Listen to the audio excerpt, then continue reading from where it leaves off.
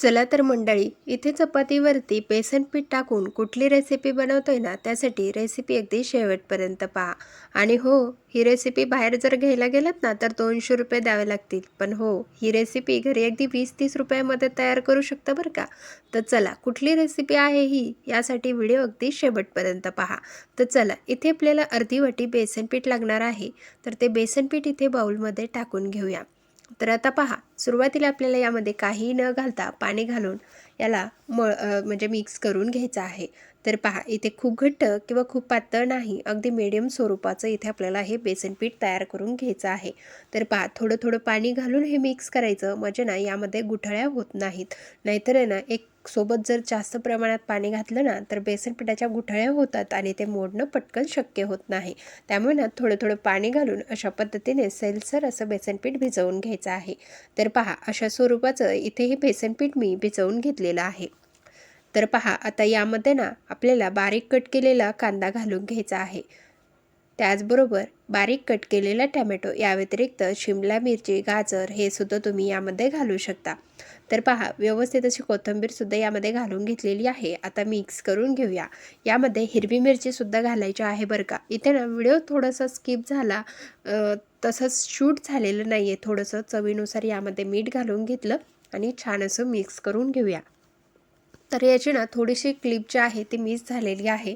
त्यामुळे ना बाकी हे जे मिश्रण आपण तयार केले ना, ते अशा स्वरूपाचं तयार करून घ्यायचं आहे घट्टसर. तर पहा, यामध्ये ना थोडंसं पुन्हा 2 चमचे पाणी घालून घेतलेलं आहे. आणि कशाप्रकारे आपण तयार केले ना, इथे लक्षात ठेवा, कारण पोळीवरती टाकताना ना याची क्लिप आलेली नाही. तेवढ्यापुरतं तुम्हाला अजिबात काही प्रॉब्लेम येऊ नये म्हणून दाखवते.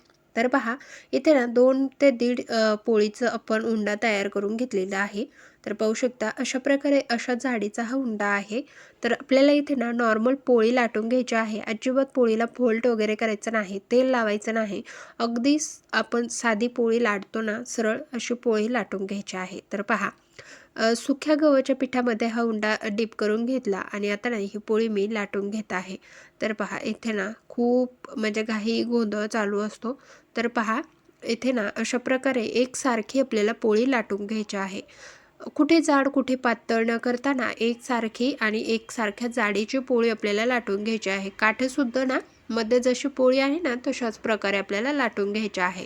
काठाला सुद्धा आपल्याला पोळी जाड ठेवायची नाही किंवा मध्ये सुद्धा नाही, अगदी एकसारखी काठापर्यंत पोळी लाटून घ्यायची आहे. तर पहा, जिथे तुम्हाला जाड वाटेल ना तिथे अशा प्रकारे तुम्हाला ही पोळी लाटून घ्यायची आहे.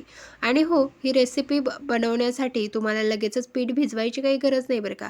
तुम्ही अगदी फ्रीजमध्ये ठेवलेलं पीठ जर असेल ना आणि तुम्हाला त्याचं काय करायचं जर सुचत नसेल ना, तरीसुद्धा तुम्ही हा महागडा पदार्थ त्या पिठापासून बनवू शकता. पोळी लाटून झालेली आहे, पाहू शकता.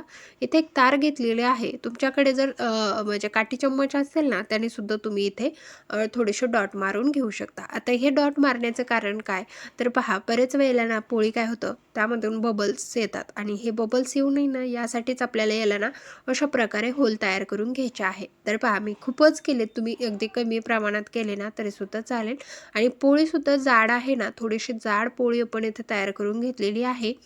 तर पहा, इथे मी पॅन गरम व्हायला ठेवलेला आहे आणि त्यावरती ही पोळी ना आपण टाकून घेऊया. तर पहा, इथे ना पोळी टाकून घेतलेली आहे. त्याचबरोबर आपल्याला आता त्यावरती ना तिला पलटवून घ्यायचं आहे. तर पहा, अगदी हलकीशी खालच्या साईडने भाजलेली आहे आणि आता पोळी आपण पलटवून घेऊया. तर तुम्हाला दिसतच असेल, आपण अगदी हलकीशी पोळी खालच्या साईडने भाजून घेतली, आता पलटवून घेतली. आता पलटवल्यानंतर मात्र ना खालच्या साईडने एकदम छान अशी पोळी आपल्याला भाजून घ्यायची आहे. तर मी तुम्हाला इथे दाखवते. अशा प्रकारे आपण ही पोळी ना छान अशी भाजून घेतलेली आहे. व्यवस्थित पोळी सगळीकडे एकसारखी भाजली. त्यानंतर आहे ना तयार करून घेतलेलं मिश्रण यावरती पसरवून घेतलं. आता पहा, यावरती ना साईडने आपल्याला तेल सोडून घ्यायचं आहे. इथे व्हिडिओ तर चालू आहे, पण टाकताना का बरं दिसलं नाही मलाच काही कळत नाही आहे. तर मला तर इथे व्हिडिओ पहा पूर्ण आपला चालू आहे, फक्त शांततेत व्हिडिओ चालू आहे. इथे पहा, तेल टाकताना सुद्धा व्हिडिओ बंद होता. म्हणजे मलाच कळलं नाही की शूट झालं नाही की काय काय झालं काय माहिती. पण चला, सरळ आपण तयार करून घेतलेलं मिश्रण आहे ना पोळीवरती पसरवून घेतलं बरं का. त्यानंतर पहा तेल सोडून घेतले आणि आता झाकण ठेवून आहे ना चांगलं 4 मिनिटे तरी आपल्याला हे मंद गॅसवरती वाफवून घ्यायचं आहे. कारण आपण हे ना बेसन पिठाचं जे स्टफिंग वरतून तयार करून टाकलंय ना ते आतपर्यंत शिजल्या गेलं पाहिजे किंवा ते पकल्या गेलं पाहिजे, यासाठी झाकण ठेवायचं. तर पहा खालून सुद्धा आपल्या पोळीला किती सुरेख असा कलर आलेला आहे. बऱ्यापैकी म्हणजे लक्षात सुद्धा आलं असेल की काय आपण हा महागडा पदार्थ बनवतोय. पण चला, आणखीन तुमची आतुरता थोडीशी टांगवून ठेवते. ज्यांना कळलंय ना त्यांनी इथेच मला कमेंट करून सांगा की आम्हाला इथे कळलं होतं की काय बनवणार आहात. ते तर तुम्हाला पुढे कळणारच आहे, पण इथे ज्यांना कोणाला लिंक लागली असेल ना त्यांनी नक्की कमेंट करून सांगायचं आहे. तर पहा खालच्या साईडने सुद्धा आहे ना छान असं भाजून घेऊया. तर पहा इथे ना आपण तेल लावून घेतलं होतं बरं का पोळीला खालच्या साईडने.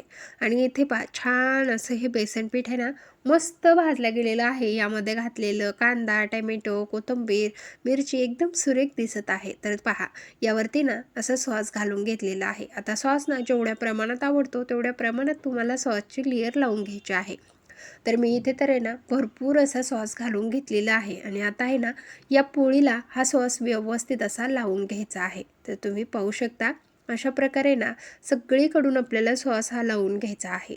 तर पहा, तर सॉसमुळे ना एकदम चटपटीतपणा येतो. त्यामुळे ना जास्त प्रमाणातच इथे आपल्याला सॉस वापरायचा आहे. या व्यतिरिक्त तुमच्याकडे जर मेयोनीज असेल ना घरामध्ये ते सुद्धा वापरू शकता. पण आपल्याला अगदी 20-30 रुपयामध्ये रेसिपी बनवायची म्हटलं तर ह्या इतक्या महागड्या गोष्टी तर आपण इथे वापरणार नाही.